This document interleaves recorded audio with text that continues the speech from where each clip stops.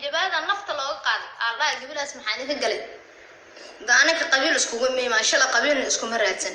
da tiina fari waa naag shaqaala nasteexana waa naag ma jarteen aniga naag waxa bicisle marka maanta maxaa isku keenay marka ugu horeysay Malaysia aan imaadana waxa la digay gabar sacada waxa la digay gabar murusade abgaal waa la digay laakiin يعني ما ديدني لكن ما أنت حقيقي أنا جوكسيس مجاي لا يعني ما أنت قبل ما كحنا هنا هذا ولقى السوشيال ميديا قبل لهم إيمان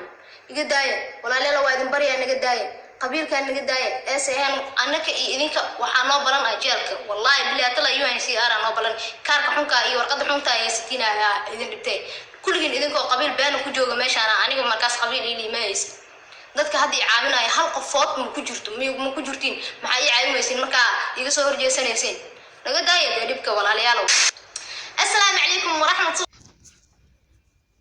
السلام عليكم ورحمة الله وبركاته أصحاب تقايا قيمة مدن إيكو حرين حلقان يانك كينان أوفيشال ميلو بيجيكتان وحين لاي كعمو فرنكو سودو هذا كونو سوبيرا فيديوغا مانتا حلقان إن سو قيبسان دونا سيدا هوس أوسو أركتين بفيديوغا حاوكو سابسين هاي كبدا walasheen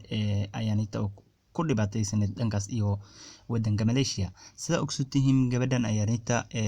dib ay soo gaari waxa jirta in aas kufsaday nin halkaas ee dhanka Malaysia ninkaas oo sida ay sheegtay ay meel isku noolaan jireen haddana ramadaanka dhexdiisa afur uu yimid cidaas halkaasna as dhibkaas ka dhacay waxay sheegtay in ay wax badan dadka ka maqneed oo in soo sheegin dhibka qabsaday oo wax badan booliiska iyo waxyaalo badan report ay ku dibinaysay marka ay aragtay report usoo hayna in as meel mareynin ay afka soo furtay dhankan social media la soo fadhiistay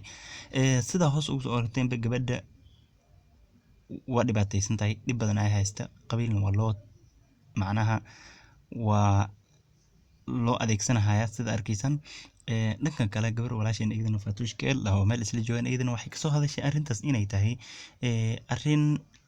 gabadhan iyo wiilka isla ogyihiin ama wiilkaas uu yahay wiil Kristaan oo soo waraysi laga qaaday video soosaas camalna waan arkay hase haatee ala kulli xaal mid yar ayaan halkan ana Soomaalida meel ka soo joogan u leeyahay waxa waay horta Soomaalida wax kasta oo dhaca maxay qabiil ولا تاكسدان maxaa qabiil iyadoo la taagsadan oo qofka gardaran ama qofka ka kalaha oo macnaha dhibaatada haysta in la karab istaaga waxba lama xaalin karmaya haddii Soomaaliyeey meel walba joogtaan Soomaalida waxaan ugu digaa waxa qabiil la dhahaa quran in ay halkaas ku iloobaan sida arkaysan gabadhan walaashin laga yaab maanta gabar oo joogto qurbo dhibaataysan qof karabkeeda ay jirin haddana dad ay qabiil u sii isticmaalayaan